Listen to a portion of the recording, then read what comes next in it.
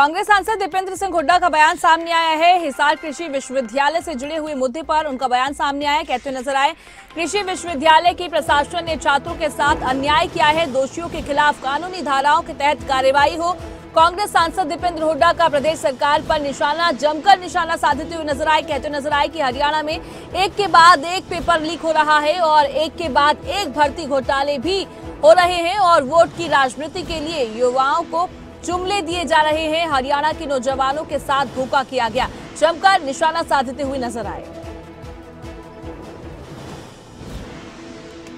वो हिसार कृषि विश्वविद्यालय से जुड़ा हुआ मुद्दा है, जहां पर कृषि विश्वविद्यालय के प्रशासन ने अन्याय किया है। छात्रों के साथ मारपीट की गई है, छात्रों के साथ उनके स्टाइपेंड्स को बंद किया गया है और एक अन्यायपूर्ण रवैया अपनाया गया है।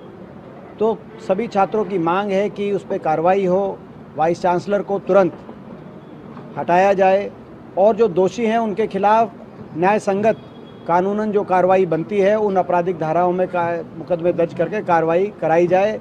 लगातार एचपीएससी भर्ती घोटालों का केंद्र बन गया है, भर्ती माफिया पनप गया है हरियाणा के अंदर और एचपीएससी के माध्यम से लगने वाली जो भर्तियां हैं उसमें ये देखा गया अमूमन कि हरियाणा से ज़्यादा हरियाणा के बाहर के बच्चों को चयनित किया जा रहा है। लगातार ये पिछले कई वर्ष से हो रहा है। एक के बाद एक पेपर लीक भी हो रहे हैं, एक के बाद एक भर्ती घोटाले भी हो रहे हैं और अभी भी जो असिस्टेंट प्रोफेसर हिंदी, हिस्ट्री और ज्योग्राफी के पेपर्स अभी कंडक्ट किए गए उसमें टूटी हुई सील के कारण हिंदी का पेपर रद्द कर दिया गया, लेकिन जो पेपर लीक हिंदी के पेपर में था उसी तरीके से हिस्ट्री और ज्योग्राफी का पेपर भी लीक था। 8600 पोस्ट जिसमें